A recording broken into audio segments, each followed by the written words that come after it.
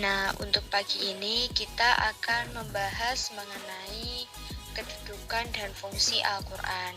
Di sini kita tahu bersama ya anak-anak bahwasanya Al-Quran itu merupakan pedoman hidup kita sehari-hari. Jadi semua yang kita lakukan dalam kehidupan sehari-hari itu telah diatur dan sudah ada hukumnya atau aturannya di dalam Al-Quran. Jadi Allah menurunkan Al-Quran kepada Nabi Muhammad SAW itu untuk menjadi pedoman bagi kehidupan manusia, terutama untuk umat muslim di seluruh dunia. Nah, habis ini Ibu akan membagikan link YouTube yang berisi mengenai pembelajaran untuk pagi hari ini. Nah, silahkan nanti anak-anak menyimak dulu video yang ada dalam link YouTube tersebut nanti, kemudian kita lakukan diskusinya lagi setelah 30 menit ke depan ya anak-anak. Jadi silakan nanti sekarang anak-anak melihat dulu video yang Ibu kirimkan nanti. Silakan disimak baik-baik.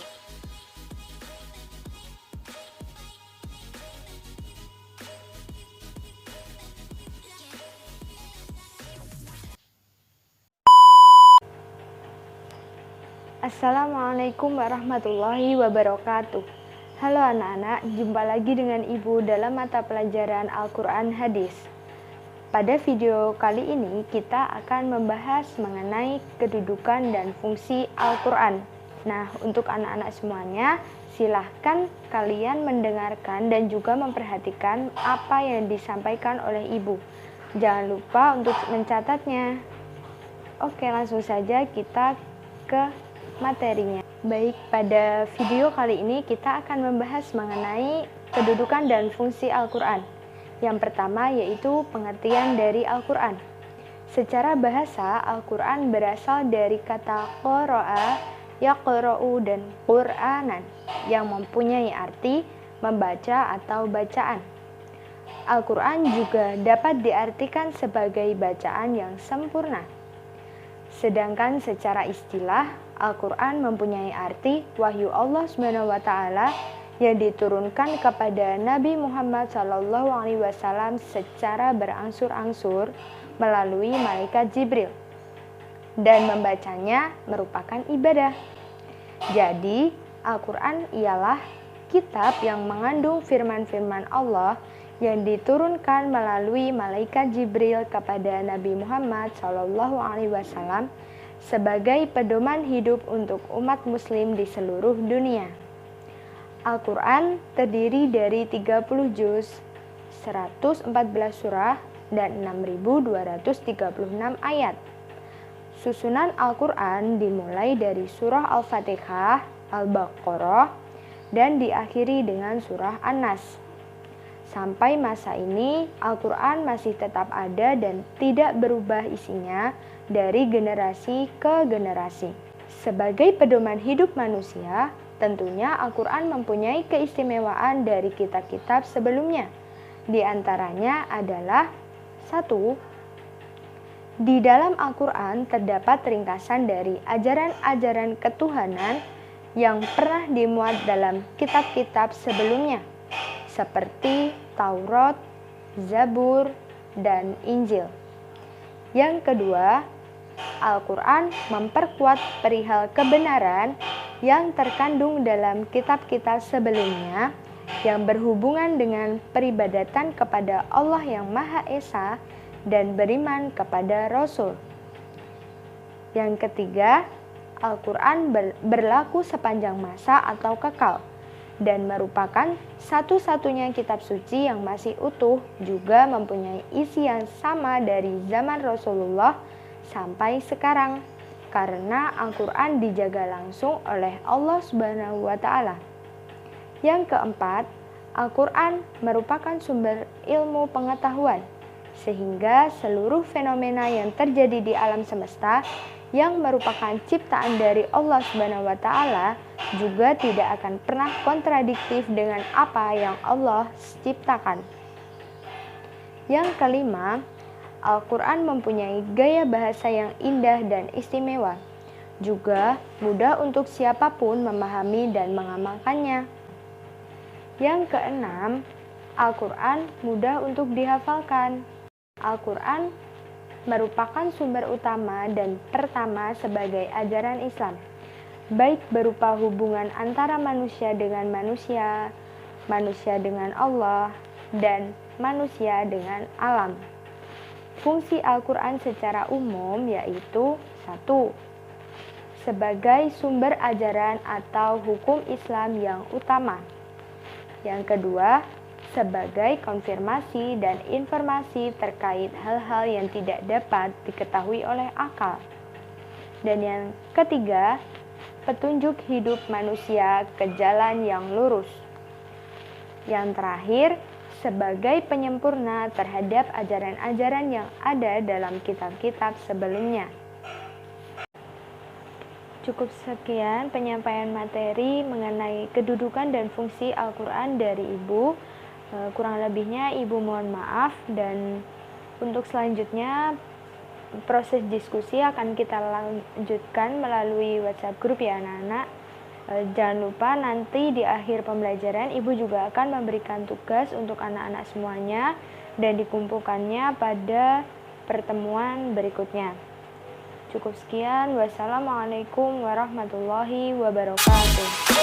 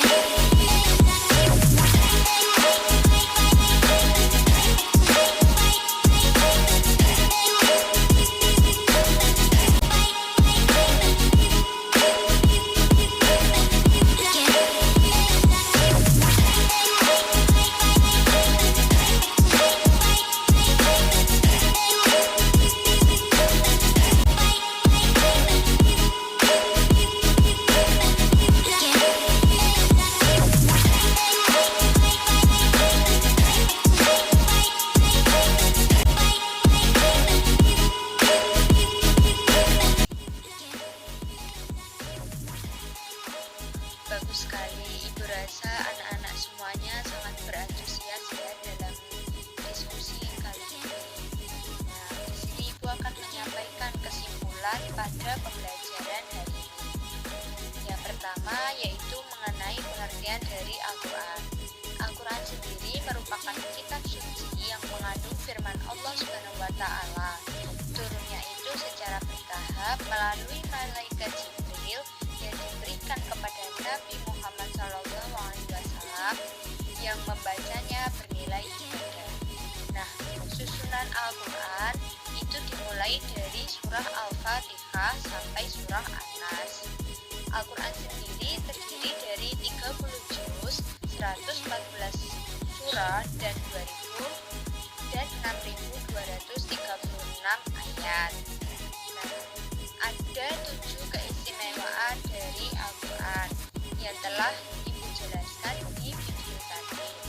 Kemudian ada 4 fungsi Al-Quran secara umum, yaitu sebagai sumber ajaran yang utama, sebagai konfirmasi mengenai hal-hal yang tidak dapat diketahui oleh akal, sebagai petunjuk hidup manusia ke jalan yang lurus, dan sebagai penyempurna ajaran-ajaran sebelumnya. Itu tadi kesimpulan dari pembelajaran pada pagi hari ini.